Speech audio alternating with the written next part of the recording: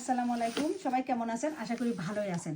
ইতিমধ্যে আপনারা জানেন যে আমার বন্ধু দেশ থেকে আসবে, এর কারণে আমি পর্তুগালে বেড়াতেও গেছি, আবার ওকে রিসিভ করতেও গেছি। আবার ঘোরার উদ্দেশ্যে তো অনেকদিন ধরে যাওয়া হয় না। তো সে অবশ্য আসছে। তো সে আমার জন্য কি কি নিয়ে আসছে, দেশ থেকে কে কি দেশে, এগুলো বিস্তারিত আমি আপনাদেরকে অন্য সময় বলবো। এখন শর্টে কটে আপনারা দেখুন যে আমার ঘর ধরে কি অবস্থা। কালকে রাত 12:30টায় বাড়ি আসছি, এসে খুব টায়ার্ড হয়ে গেছি। তো বেশি কথা না বলে আপনাদের শেয়ার করি।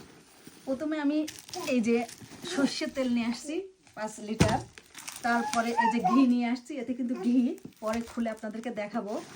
তারপরে ধনিয়ার গুঁড়া, এই যে জিরের গুঁড়া, তারপরে তেজপাতা, তারপরে এই যে গরম মশলার ফল, তারপরে এতে আছে এই যে আপনার এটা কী বলে, গরম মশলার কাঠ আমরা বলি, যাই হোক। তারপরে এখানে আছে আপনার কালো জিরা, তারপর গোলমরিচ, তারপরে লবঙ্গ আছে। এটা হলো এইসবগুলির ভুসি।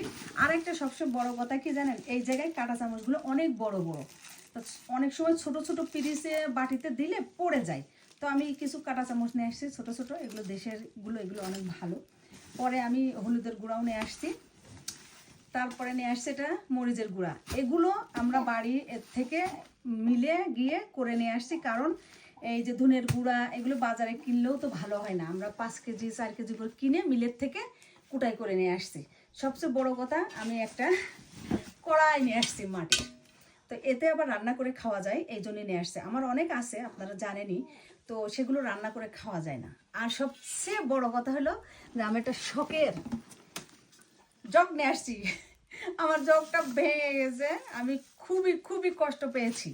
আর এতে কিছু টিপ আছে, মাঝে সাঝে কোনো অকেশনে লাগে। তারপরে আমাকে অনেক জিনিস দিছে, গিফট দিছে। এটা আমার মেয়ে দিছে আমাকে। পরে আমি একটা নাকেরটা নিয়ে আসছি, এটা আমি আপনাদেরকে পরে দেখাবো। তারপরে আরও কিছু টিপ দিয়েছে, জগের ভিতরে ঢুকাই দিয়েছে, জগটা যাতে না ভাঙে। তো এইগুলো দিছে। তো এই হলো আমার ভিডিও। আরও অনেক কিছু আছে, ভিডিওটা বড় হয়ে যাবে। তো আজকে আমি আর না দেখাই, পরে পরে দেখাবো। তো আমার ভিডিওটা কেমন লাগছে আপনারা অবশ্যই কমেন্ট করে জানাবেন। আমাদের সাপু বাবু দেখেন, সে খেলতেছে আমার পাশে, ওকে ধরলে কান্না করবে, এই জন্য আমি ওকে ধরতেছি না, ও খেলতেছে, খেলুক। তো সবাই দোয়া করবেন আমার সাপু বাবুর জন্য, ভিডিওতে সবসময় দেখেন। তারপরে আর কি বলবো, বলার কিছু নেই, আপনারা দোয়া দয়া করে দিন। আল্লাহ হাফেজ, বাই বাই।